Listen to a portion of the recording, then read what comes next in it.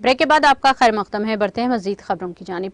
केरला हुकूमत ने जेर इल्तिवा बिलों को मंजूर करने में गवर्नर की जानिब से मुबैना तौर पर जरूरत से ज्यादा ताखिर को सुप्रीम कोर्ट में चैलेंज किया है। रियासती हुकूमत ने सुप्रीम कोर्ट के सामने एक रेड पिटीशन के जरिए दावा किया है कि कानून साज असम्बली के मंजूर करदा बिलों से निपटने में गवर्नर की तरफ से गैर मुय्यना ताखिर ने रियासत के अवाम को फलाही खवानीन के फवायद से महरूम कर दिया है। ये ताखिर अवाम के साथ संजीदगी ना इंसाफी है।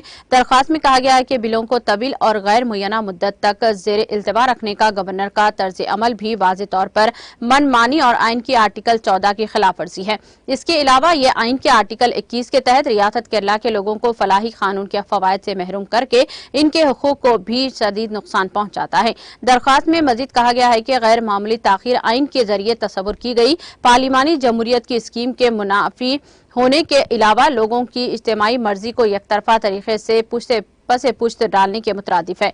हुकूमत ने अर्जी में दावा किया है कि रियासती मुखन्ना की तरफ से मंजूर करदा और आइन के आर्टिकल 200 के तहत इनकी मंजूरी के लिए गवर्नर को पेश किए गए 8 बिल जेर इल्तिवा थे। इनमें से 3 बिल 2 साल से ज्यादा अरसे से जबकि 3 और 1 साल से ज्यादा अरसे से जेर इल्तिवा हैं। हुकूमत ने दावा किया है कि गवर्नर की तर्ज अमल से कानून की हुक्मरानी और जमहूरी गुड गवर्नेंस समेत हमारे आइन की बुनियादी असूलों और बुनियादी बातों को बर्बाद करने का खतरा है। इसके साथ ही ये रवैया रियासत के लोगों की फलाही इक़दाम के हक़ूक़ के भी नुकसान पहुंचाता है।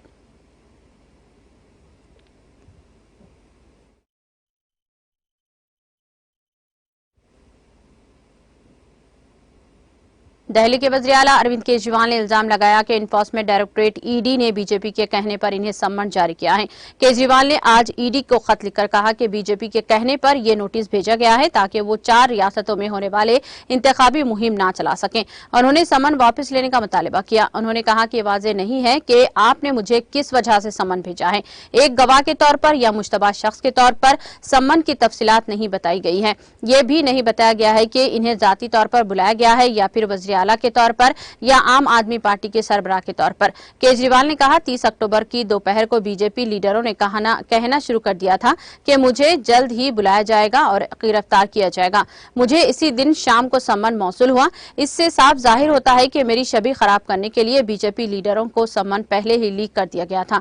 उन्होंने कहा कि मुल्क के 5 रियासतों यानी मिजोरम, मध्य प्रदेश, छत्तीसगढ़, राजस्थान और तेलंगाना में जल्द ही इंतखाबात होने वाले हैं। आम आदमी पार्टी हर जगह इलेक्शन लड़ रही है। पार्टी के कौमी कन्वीनर और स्टार कैंपेनर होने की वजह से इन्हें इंतखाबी मुहिम के लिए सफर करना है। दूसरी तरफ मैंने दिल्ली का मौजूदा वज़ीर आला हूँ।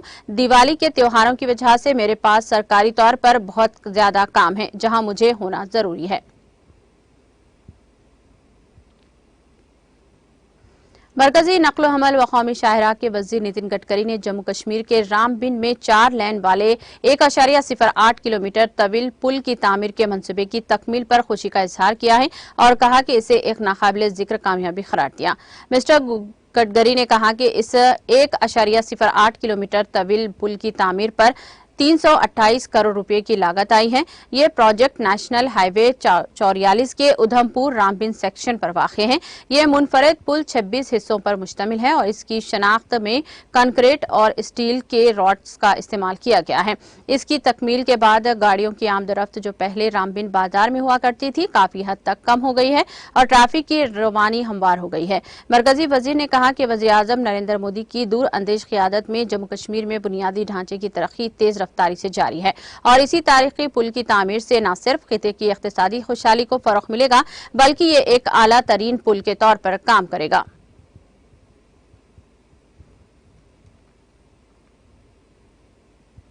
तमिलनाडु के वज़ीर आला और डीएमके के सदर एम.के. स्टालिन ने अपोजिशन पार्टी के रहनुमाओं के फोन मुबैना तौर पर हैक करने के लिए मरकजी हुकूमत को तनकीद का निशाना बनाते हुए कहा कि इससे ये जाहिर होता है कि Bharatiya Janata party BJP India इत्तेहाद से खौफजदा है और इसे आइंदा लोकसभा इंतखाबात में शिकस्त का खौफ सता रहा है। मिस्टर स्टालिन ने कहा कि इस तरह की घिनौनी कार्रवाइयों में मुलविस होने के बाद मरकज के जरिए इसकी तहकीकात का हुक्म देने को भी मज़हका केस करार दिया। तकनीकी लेजेंड अपील के जरिए हाल ही में कांग्रेस सदर मल्लिकार्जुन खड़गे और कम्युनिस्ट मार्क्सिस्ट पार्टी सीपीआईएम के रहनुमा सीताराम येचुरी समेत कई आला अपोजिशन लीडरों को भेजे गए अलर्ट में कहा गया है कि इनके जरिए इस्तेमाल किए जाने वाले कंपनी के डिजिटल आलात को रियासती स्पॉन्सर्ड की तरफ से टारगेट किया जा सकता है। हमलावरों का बयान इस बात का इशारा था कि बीजेपी अपोजिशन इंडिया इत्तेहाद से खौफजदा है। उन्होंने कहा कि अब सवाल यह है कि क्या मुल्क में जमहूरियत की हिफाजत और तहफ़्फ़ुज़ किया जाएगा। उन्होंने अपोजिशन पार्टियों या इसकी मुखालिफत करने वाले किसी भी शख्स को डराने के लिए इन्फोर्समेंट डायरेक्टरेट और इनकम टैक्स डिपार्टमेंट जैसी तहकीकाती एजेंसियों का गलत इस्तेमाल करने के लिए बीजेपी की तनकीद की है। उन्होंने इल्जाम लगाया कि हालात इस नतीजे पर पहुंच चुके हैं कि फोन भी टैप किए जा रहे हैं।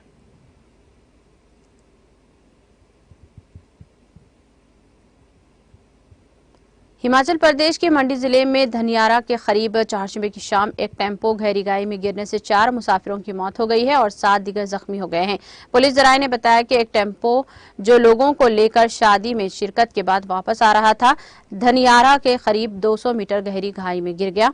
पुलिस ने बताया कि 4 अफराद मौके पर ही दम तोड़ गए, जबकि 7 दीगर को सोल हॉस्पिटल ले जाया गया और शदीद जख्मियों को डिस्ट्रिक्ट हॉस्पिटल मुंतकिल किया गया। पुलिस का कहना है कि जुमेरात की सुबह पोस्टमार्टम के बाद लाशें लौहीकीन के हवाले कर दी जाएंगी। हादसे की वजह की तफ्तीश की जा रही है।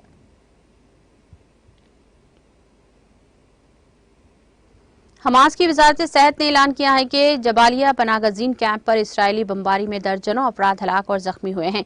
एक रोज कबल ही इसी इलाके में इसराइली बमबारी में कम अज कम 50 अफराद जांबाग हुए थे। एजेंसी फ्रांस प्रेस की तस्वीर में देखा जा सकता है कि इस जगह को शदीद नुकसान पहुंचा। सिविल डिफेंस के अरकान ने तस्दीक की है कि इस जगह से एक पूरे खानदान की नाश निकाली गई है। अल अरबिया रिपोर्ट के मुताबिक इसराइल ने बहरे अहरमर के ऊपर से यमन से इलाक की तरफ दागे गए 4 ड्रोन्स और एक मिसाइल को मार गिराया। अक़वाम मुत्तहिदा ने बुध के रोज इन इसराइली कार्रवाइयों की मजम्मत की है, जिसमें गजा की पट्टी में जबालिया कैंप को निशाना बनाया गया। इस हमले में दर्जनों फलस्तीनी मारे गए हैं। इस हमले के मुतालिक इसराइल ने कहा कि हमास के रहनुमा को निशाना बनाया गया था।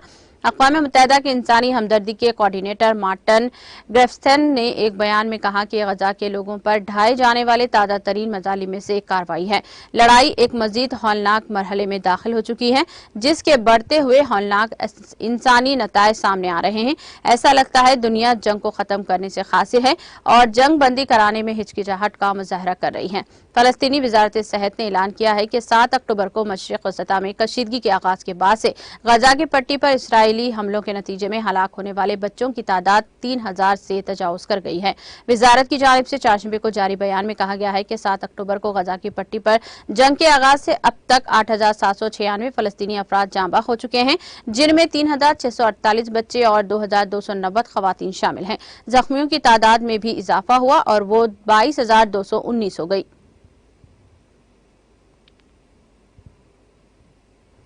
इसराइली फौज ने गुज़िश्ता रोज ऐलान किया है कि पट्टी में जारी लड़ाइयों में इसके 15 फौजी मारे गए हैं। फौज के एक तर्जुमान ने बताया कि गजा की पट्टी में मंगल से जारी फौजी कार्रवाइयों में 15 फौजी हलाक हो गए हैं। अल अरबिया के मुताबिक अल क़साम ब्रिगेडियर्स ने चारशंबे को ऐलान किया है कि उन्होंने इसराइल के जुनूब मगरिब में एरेज के मगरिब में एक इसराइली फुट फोर्स को हैरान कुन धचका दिया है। अल क़साम के ने टेलीग्राम पर वजाहत की है कि इसने 3 इसराइली फौजियों को सिफर के फासले से मार डाला। अल क़साम ने यह भी इतला दी है कि इसने गजा के शुमाल मगरिब में एक इसराइली कमांड सेंटर पर मार्टर गोलों से बमबारी की है। बाद में ऐलान किया गया है कि इसने शहरियों के खिलाफ कत्ले आम के जवाब में तेल अबीब पर बमबारी की है। अल क़साम ब्रिगेडियर्स ने यह भी कहा कि इन्होंने अबू मुतबिक मिलिट्री साइट का अंदर हमला किया और मरकजी मुशाहदाती और मवासिलाती टावर को गिराने में कामयाब रहे हैं। और ब्रिगेडियर्स ने पहले ही इतला दी थी कि इसके जंगजों ने गजा की पट्टी में बैतुल खलाओं में एक इमारत के अंदर तैनात 4 इसराइली गाड़ियों को तबाह कर दिया है और प्यादा फौज के एक अहलकार को खत्म कर दिया है। इसराइल ने मंगल को जबालिया कैंप पर हमला किया था। इस हमले में 400 से ज्यादा फलस्तीनी अफराद जांबाग और जख्मी हुए थे, जिनमें ज्यादातर खवातीन और बच्चे शामिल थे। वादे के 7 अक्टूबर को शुरू होने वाली लड़ाई 26वें रोज भी जारी रही। इसी जंग में अब तक 8796 फलस्तीनी जांबाग हो चुके हैं।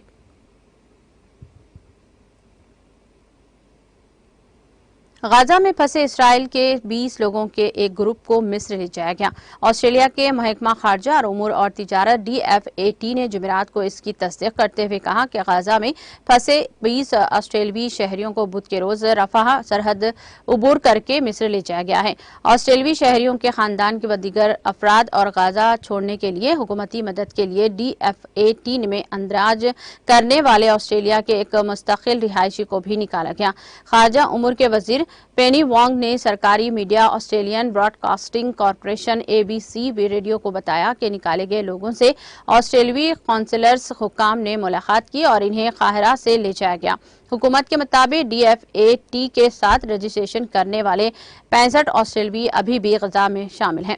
वफाकी हुकूमत ने फलस्तीन, इसराइल या लेबनान छोड़ने के ख्वाहिशमंद शहरियों के लिए मजीद वतन वापसी का परवाजों के मंसूबे का ऐलान नहीं किया है। ताहम अक्टूबर में मुस्तकबिल में इनखला की मुमकिना कोशिशों में मदद के लिए मशरिक वसता में रॉयल ऑस्ट्रेलवी फिजाया के 2 तैयारे तैनात किए गए हैं।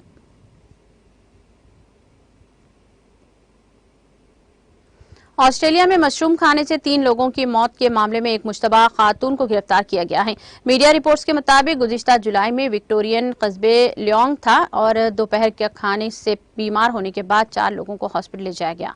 रिपोर्ट के मुताबिक एरन पेटरसन के साबिक शौहर के वालिदीन गेल और 70 साला डॉन पेटरसन, गेल पेटरसन की बहन हेस्टर विल्किंसन और इनके बहनोई अयान विल्किंसन के साथ दोपहर के खाने में बतौर मेहमान शामिल हुए थे, लेकिन खाना खाने के बाद सभी की तबीयत खराब होने के बाद इन्हें हॉस्पिटल दाखिल करवाया गया, जहां कुछ रोज बाद पेटरसन जोड़े और इनके बहन विल्किंसन की मौत वाक़ई हो गई, जबकि बहनोई 2 महीने के बाद सेहतयाब हो गए।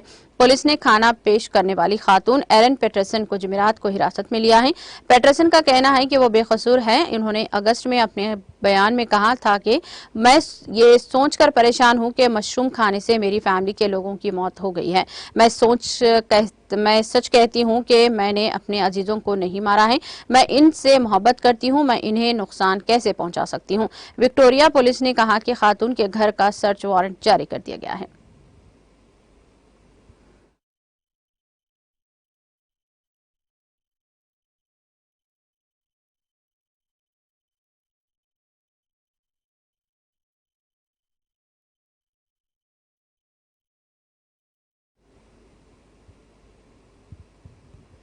इख्तिताम से खबर एक नजर हेडलाइंस पर। एक और मौका देने कांग्रेस का मुतालिबा।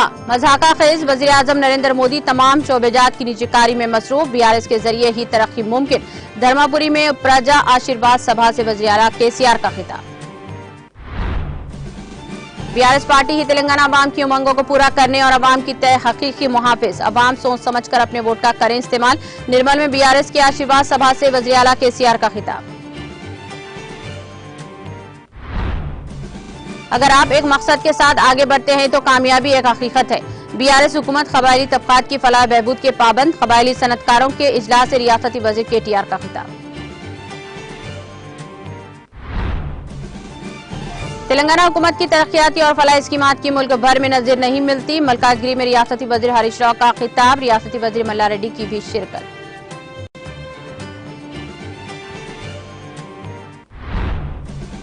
उम्मीदवारों की पर्चा नामजदगियों की वसूली के तमाम इंतजामात मुकम्मल। सईदाबाद में कायम मरकज के मायने के बाद डिस्ट्रिक्ट इलेक्शन ऑफिसर व कलेक्टर अनुदीप दुरुश्चिटी का बयान। गवर्नर की जानिब से बिलों की मंजूरी में मुबैना ताखिर का मामला। केरला हुकूमत ने सुप्रीम कोर्ट में किया चैलेंज।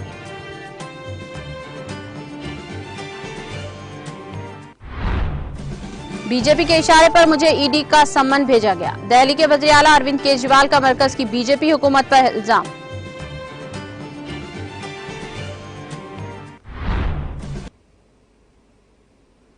तेलंगाना एक्सप्रेस में फिलहाल इतना ही। दीगर अपडेट्स और प्रोग्राम के लिए जुड़े रहिए TTV के साथ। मुझे दीजिए सारी टीम के साथ इजाजत। अल्लाह हाफिज।